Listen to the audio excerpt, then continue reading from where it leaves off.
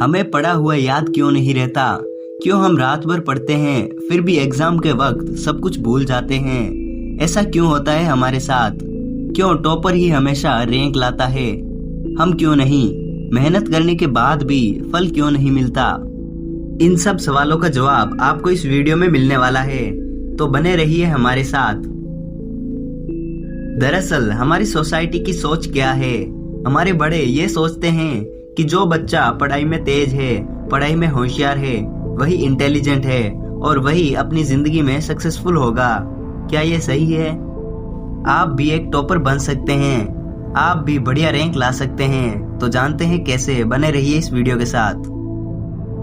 Number 1, time table.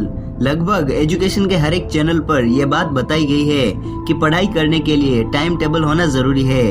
मेरा मानना है बिल्कुल नहीं। आपको टाइम टेबल की जरूरत बिल्कुल भी नहीं है। बस आप जब भी पढ़ो शांत होकर पढ़ो और अकेले में ही पढ़ो। अगर आप ग्रुप में पढ़ाई करते हो तो ग्रुप में पढ़ाई के अलावा सब कुछ होगा। Number 2, favourite subject.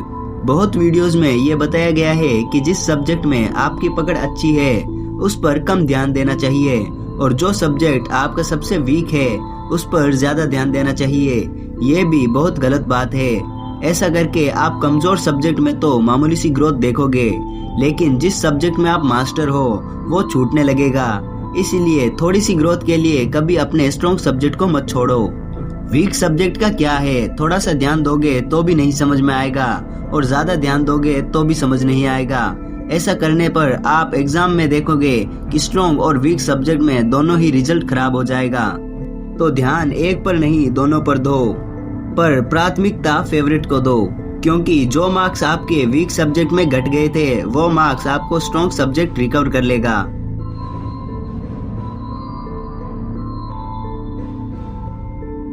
नंबर 3, पढ़ने का सही तरीका। अब इस जगह पर सभी स्टूडेंट मात खा जाते हैं। स्टूडेंट पढ़ते तो हैं पर समझते बिल्कुल नहीं हैं, यानी रट्टा मारते हैं। ऐसे में अच्छे मार्क्स कहां से आएंगे?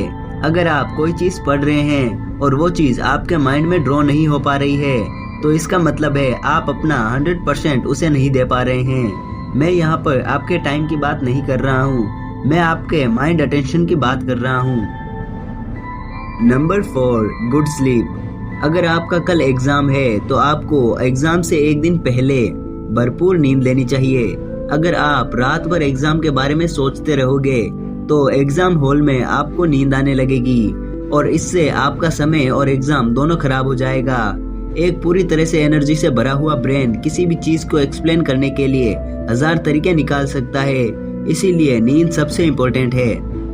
Number 5, handwriting. मानो या ना मानो, आपकी हैंडराइटिंग का सीधा असर आपकी आंसर पेपर चेक करने वाले पर पड़ता है। First impression is the last impression. ऐसे में भले ही आपने कितने भी सही आंसर क्यों न दिए हों, आपको उनके पूरे नंबर नहीं मिलेंगे क्योंकि आपकी राइटिंग सही नहीं है। और अंत में मैं बस यही कहना चाहूंगा कि आपके कितने भी परसेंटेज आए उससे आपके फ्यूचर पर कोई फर्क नहीं पड़ता।